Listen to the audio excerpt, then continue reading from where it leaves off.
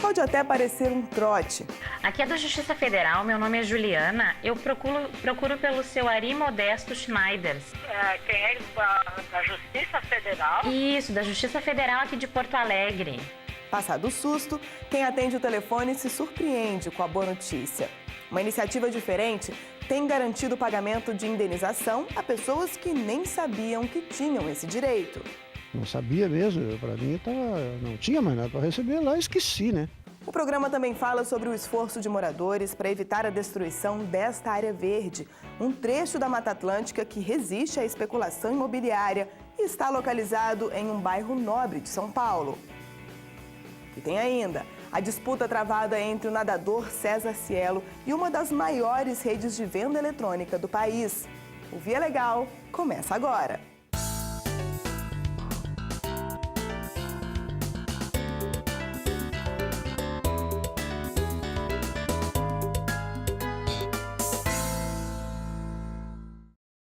Apesar da resistência que ainda existe em boa parte da sociedade, uniões homoafetivas são reconhecidas pelo poder público como um modelo de família.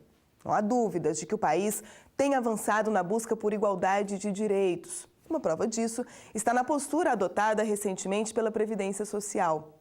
Alguns benefícios que antes só eram concedidos depois de uma decisão da Justiça, agora são liberados na esfera administrativa. Mesmo assim, em alguns casos, companheiros de segurados ainda enfrentam dificuldades. Não com o INSS, mas com familiares que disputam os benefícios.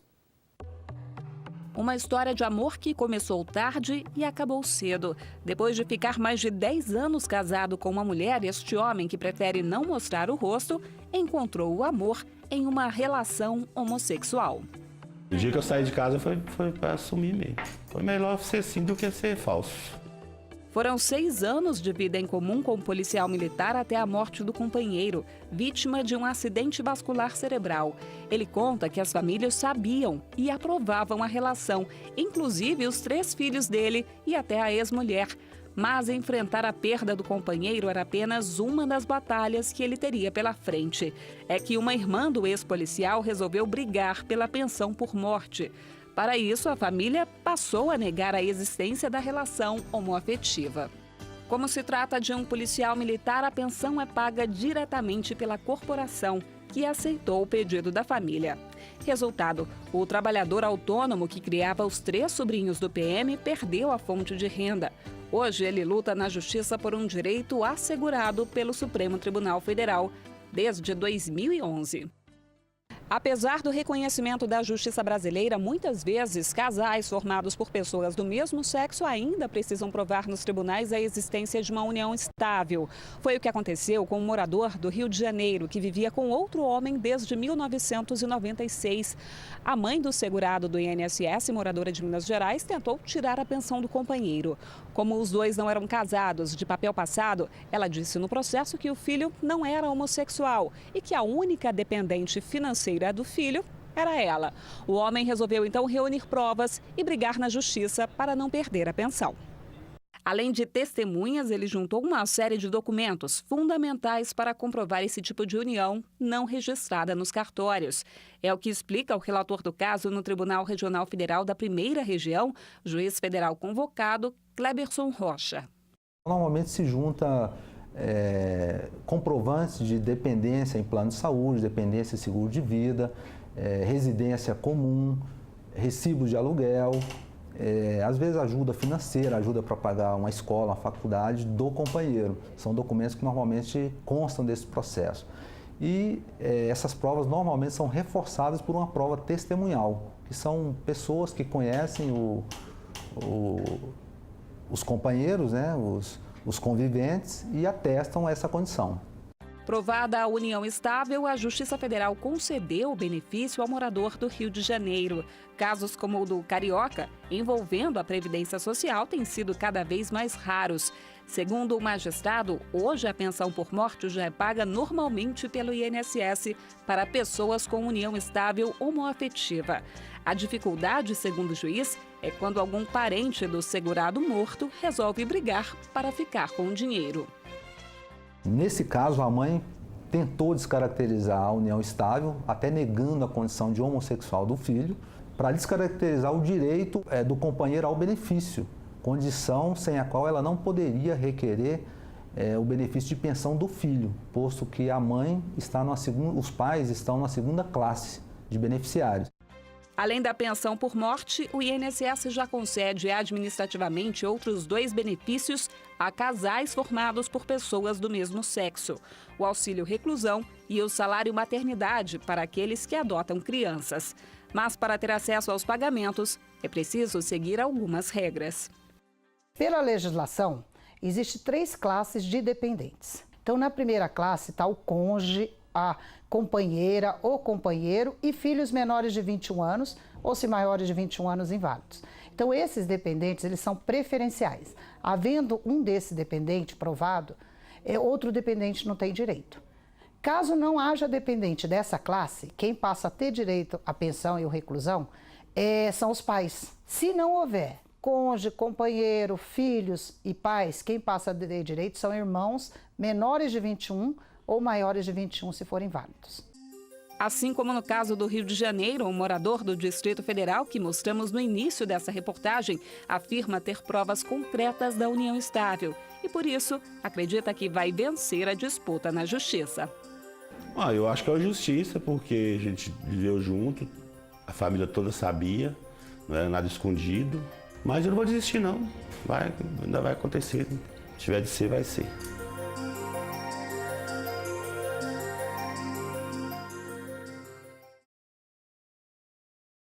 Mesmo com o esforço da polícia na hora de apurar um crime e do Poder Judiciário para julgar os acusados, nem sempre uma investigação segue o caminho convencional. Dependendo da complexidade dos fatos, das pessoas envolvidas e do comprometimento da apuração, o caso pode ser transferido da esfera estadual para a federal. Esse processo não é simples e nem comum, mas tem sido a saída encontrada pelo poder público para garantir a punição de assassinos e até de grupos de extermínio. Um crime que chocou o país. No dia 24 de janeiro de 2009, o advogado e ex-vereador de Itambé, Manuel Matos, foi assassinado com 2 tiros de espingarda. O crime aconteceu no município de Pitimbu, no litoral sul da Paraíba. O tempo passou, mas as lembranças permanecem na memória e nas fotos, espalhadas pela casa de Dona Nair. E na véspera de acontecer a execução, ele passou a tarde comigo. Eu estava na casa da minha filha. Aí ele, conversando, parecia que era uma despedida, porque ele era muito ligado a mim. Aí ele virou-se para mim e disse: "Mainha, eu sou o que sou, eu devo à senhora." Eu disse: "Não, meu filho, você é o que é, porque você é uma pessoa de bem, você é uma pessoa que veio para fazer o bem."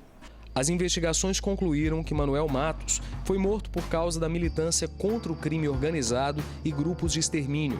Matos foi um dos responsáveis por descobrir e denunciar um esquema de execuções na divisa dos estados da Paraíba e Pernambuco. Por causa dos crimes, a região ficou conhecida como Fronteira do Medo. Entre os envolvidos nas mortes estavam agentes do estado, como policiais civis e militares. Ele defendia a vida, ele defendia os homossexuais, ele defendia o pobre, o negro. A morte do advogado foi investigada primeiro na esfera estadual, já que se tratava de um homicídio. Mas o caminho a ser percorrido para garantir a punição dos assassinos seria longo. Não demorou para Dona Nair perceber que a apuração dos fatos não saía do lugar. Diante da falta de respostas, o caminho encontrado pela família e também pela justiça foi a federalização do caso. Isso significa que a competência para investigar e julgar o crime foi deslocada da Justiça Estadual para a Federal. O caso Manuel Matos foi o primeiro a ser federalizado no país e abriu espaço para que outros crimes também pudessem ser esclarecidos. Um desses casos foi o promotor de justiça Tiago Faria, assassinado em uma estrada de Itaíba, no agreste pernambucano. Passados 10 meses do crime, as autoridades não conseguiram apurar e punir os responsáveis pela morte do promotor. Por isso, a Justiça Estadual solicitou a federalização do caso. E como existe uma dificuldade muito grande do Ministério Público e da polícia locais de investigar esses fatos, porque envolve possivelmente pessoas que têm algum tipo de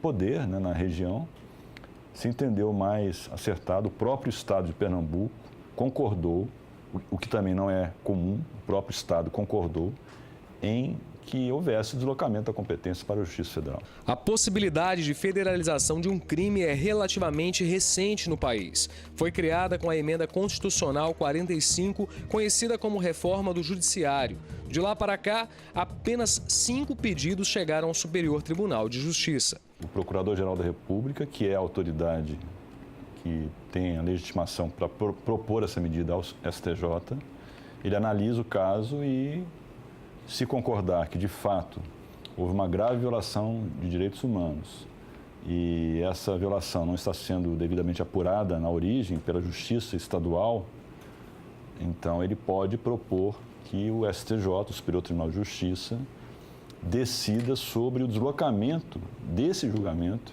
para a Justiça Federal. Quando o deslocamento de competência é determinado, a Polícia Federal assume a apuração do caso. Vem uma equipe de fora. Por quê?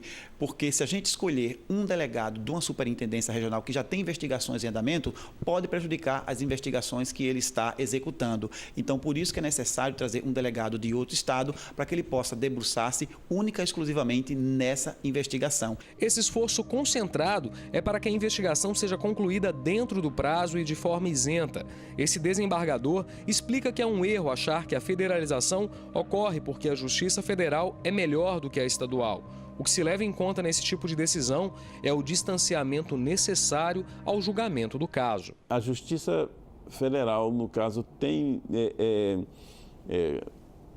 um sentido, tem um condicionamento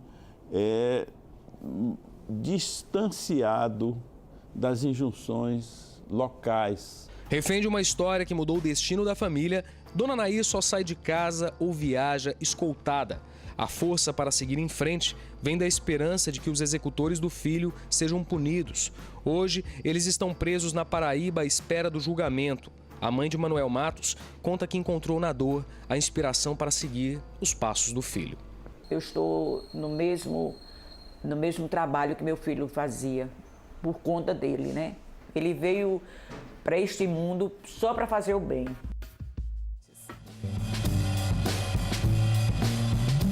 A propaganda é a alma do negócio. A frase pode ter caído no senso comum, mas não deixa de ser verdadeira. Usar a publicidade é uma das estratégias mais antigas para impulsionar as vendas. E é cada vez mais comum usar a imagem de celebridades na tentativa de promover uma marca. Foi o que fez uma rede de pagamentos eletrônicos que contratou o nadador César Cielo. Mas a parceria não terminou de forma amigável. Longe das piscinas, o atleta tenta impedir que o nome da família continue sendo usado pela empresa. Ele é um recordista, medalhista olímpico. Ela, a maior rede de pagamentos eletrônicos do Brasil. Em 2009, os dois se juntaram. O Cielo é uma máquina. A Cielo também. A parceria durou quase 3 anos, mas assim que o contrato acabou, os dois lados travaram uma briga nos tribunais. Os advogados do atleta alegam que César Cielo foi enganado.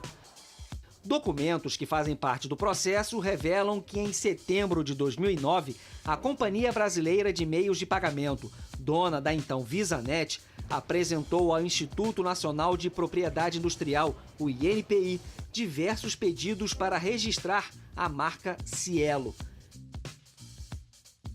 Menos de 2 meses depois do último pedido, a empresa fechou o contrato com o nadador. O negócio previa uma licença não exclusiva dos direitos de uso de imagem do atleta. No dia seguinte, à oficialização da parceria, foi divulgada a nova marca da VisaNet, Cielo. Para os advogados do medalhista, o que houve foi uma apropriação indevida do nome, o que no meio jurídico é conhecido como patronímico. O procurador-chefe do INPI explica que todo caso envolvendo nome civil ou de família e até apelidos conhecidos passam por uma rigorosa avaliação antes da concessão do registro. E quando o técnico se depara com uma situação dessa ordem, ele vai querer pedir, vai formular uma exigência num processo para que o titular, aquela pessoa que é reconhecida por aquele nome de família, apresente autorização daquela pessoa. A empresa alegou que a palavra cielo sempre esteve associada à imagem do céu, uma tradução direta do italiano, e que a contratação do recordista só aconteceu por conta da coincidência com o sobrenome do atleta. Esse foi um dos argumentos aceitos pelo INPI para autorizar o registro. Outro foi a alegação da Visanet de que várias empresas de outros segmentos já existiam com o mesmo nome muito antes da polêmica. Mas nada disso convenceu a juíza responsável pela análise da ação proposta pelo nadador. De fato, cielo é céu, tanto na língua espanhola quanto na língua italiana. Só que nesse caso ficou mais do que evidente que eles tinham várias marcas à disposição, eles depositaram vários registros de outras marcas, Elo, Identa. Então eles eles tinham várias marcas à disposição e eles escolheram Cielo, contratando Cielo para fazer a divulgação da sua marca. A decisão da Justiça Federal é muito clara. O INPI deve anular os registros da marca Cielo concedidos à empresa. Além disso, a companhia terá de parar de usar o nome. Mas, por causa da complexidade desta operação, foi dado um prazo de 180 dias a partir do trânsito em julgado. Isso significa que as providências só precisam ser tomadas depois da palavra final da Justiça. E, claro, se ela for favorável ao nadador. E essa posição definitiva deve demorar por causa dos vários recursos que o assunto promete gerar daqui para frente. A empresa conta com esses recursos para se livrar da condenação. Em um comunicado aos acionistas, a companhia informou que acredita na revisão da ordem judicial em segunda instância. Para a empresa, não há fundamento legal ou jurisprudência que sustente o direito alegado pelo nadador. A nota, assinada pelo vice-presidente executivo de Finanças com o objetivo de acalmar o mercado, ainda sustenta que o processo de escolha da marca durou 2 anos e foi feito com a ajuda de uma consultoria multinacional. Para o diretor do INPI, seja qual for o desfecho do caso, a discussão é válida porque ajuda a aprimorar a avaliação dos pedidos para novos registros de marca. O INPI não é incondicionalmente por uma posição. Olha, eu assim pratiquei e vou defender aquela posição até a última instância judicial. Não. A prática do INPI é sempre refletir sobre novos argumentos que são trazidos, né? Seja administrativamente, num processo de revisão administrativa, seja numa ação de nulidade do seu ato na justiça, ele reflete sempre. Desenvolvimento e preservação ambiental. Para que esses dois interesses caminhem juntos, é preciso esforço das empresas e uma postura firme do poder público. E quando o desafio envolve o setor da construção civil, essa situação ideal fica ainda mais difícil de ser alcançada. O exemplo que você vê agora vem de São Paulo. Os moradores de um bairro nobre da capital paulista descobriram que cerca de 5.000 árvores seriam derrubadas para a construção de um complexo residencial. O local é a última reserva de Mata Atlântica que ainda resta às margens do Rio Pinheiros. A região do Morumbi é valorizada pelas áreas verdes, cada vez mais raras na capital paulista. Mas nos últimos anos, essa riqueza começou a perder espaço para grandes construtoras. E a previsão não é das melhores. Cerca de 150 mil metros de Mata Atlântica às margens do Rio Pinheiros, ao lado do Parque Bulemax, correm o risco de serem substituídos por 2 empreendimentos de luxo. Toda essa estrutura, a população entende que o parque é um único, né? Não imaginava que isso tinha área privativa ou não. E foi surpresa, obviamente, né? Segundo esse advogado e morador do bairro Panambi, o projeto prevê a construção de 13 torres residenciais e outros 2 prédios com pontos comerciais, formando um paredão ao redor do parque. Ele conta que ficou surpreso quando teve acesso a detalhes dos empreendimentos. Quando tive acesso àquele processo, fui fotografando, nós íamos nos deparando com uma realidade. E onde estava marcado tudo ali autorizado para corte, por exemplo, na frente do parque onde é o estacionamento, hoje existem cursos d'água, existem olhos d'água. E nada era mencionado na planta ali. Tinha um lago do parque, como se o lago desaparecesse e a água sumisse. Da indignação nasceu o movimento SOS Panambi. O grupo já conseguiu mais de 23 mil assinaturas pedindo a desapropriação da área e a incorporação dela ao Parque Burle Marx. Nós vimos na frente do estacionamento do parque várias árvores que estavam com umas fitas amarelas amarradas e quando nós nos aproximamos nós vimos que haviam plaquinhas, mais de 5.500 árvores marcadas para corte, manejo ou para até algumas delas preservação, mas são árvores mapeadas, para serem a maior parte delas manejadas. Preocupados com a possibilidade de perder esse patrimônio natural, os moradores do bairro decidiram brigar pela preservação da área também na Justiça. O caso chegou ao Ministério Público, que identificou irregularidade no licenciamento do projeto e pediu a suspensão das obras. Eles fizeram o pedido de licenciamento de uma forma fracionada, o que já estava errado, né?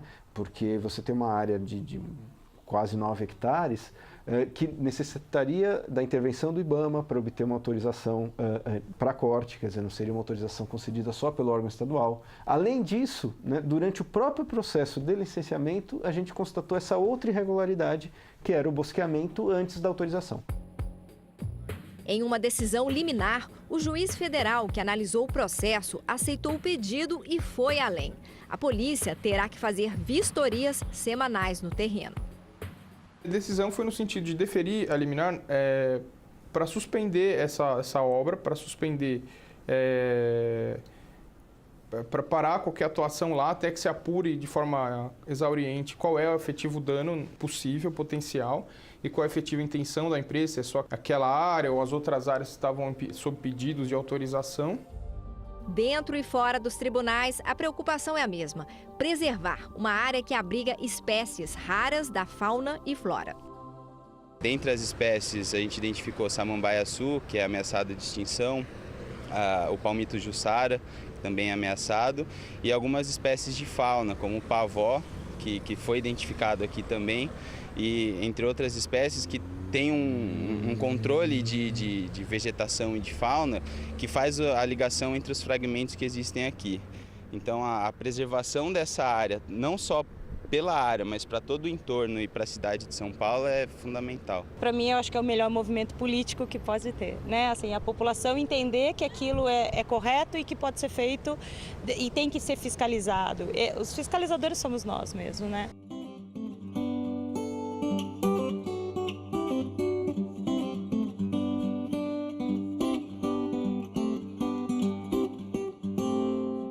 Imaginou atender o telefone e descobrir que vai receber um dinheiro por ordem da Justiça? No Rio Grande do Sul, um mutirão foi organizado para desarquivar processos e garantir o pagamento de indenização a pessoas que desconheciam esse direito.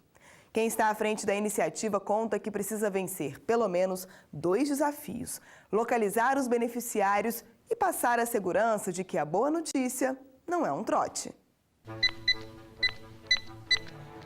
Primeira tentativa. Este número de telefone não existe. Segunda tentativa.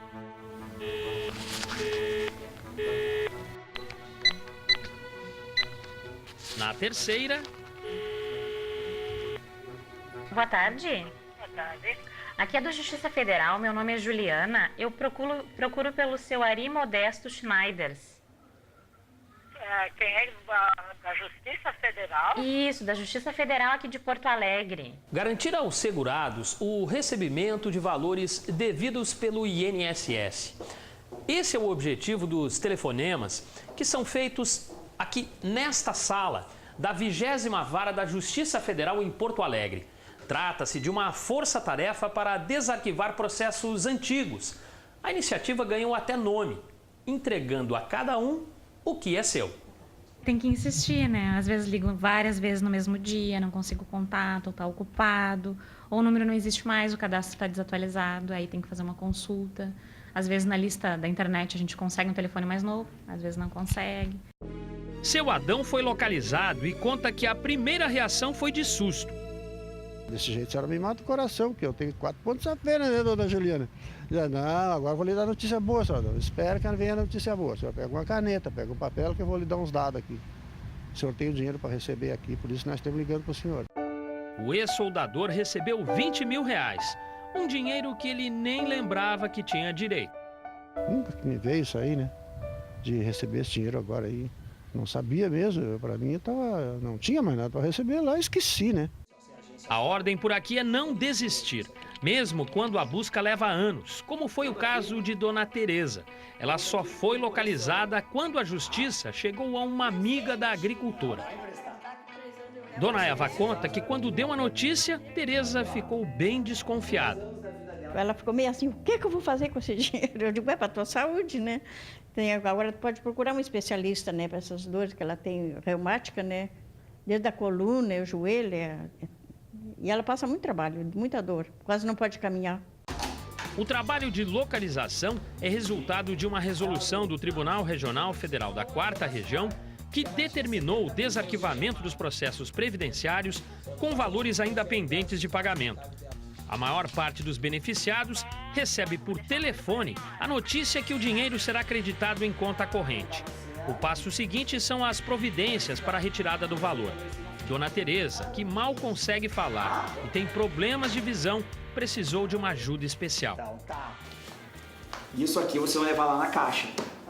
Na caixa da Alvorada? Não, aqui embaixo. Aqui no térreo, na saída. Tem alguma dúvida? Não? Não? Tá tudo bem. Deus me ajuda, ainda me dá um pouco de tempo. Bastante tempo. Bastante. O juiz federal que coordena o trabalho conta que, quando o projeto começou, apenas em Porto Alegre, cerca de R$1,5 milhão estavam parados, aguardando os verdadeiros donos. 90% desse montante já foi destinado a quem tinha direito. Em 19 anos de magistratura, eu disse para eles, não é figura de linguagem, eu nunca me senti tão realizado como entregar o dinheiro dela. Entregar para ela e ver a gratidão dela, a possibilidade do que isso vai fazer na vida dela. E mais ainda, saber o que isso podia ter feito na vida dela se tivesse sido entregue há 10 anos atrás, quando esse valor estava disponível. Isso é muito gratificante. Quem superou o susto e viu o telefonema se transformar em ajuda financeira faz questão de destacar a importância da iniciativa. A justiça tarda, mas não falha, né? Porque assim, tem muitas coisas que vai na justiça e não adianta nada, mas tem outras coisas que eles resolvem, né? E quando resolvem é muito bom, para um lado ou para outro vai ser bom, né?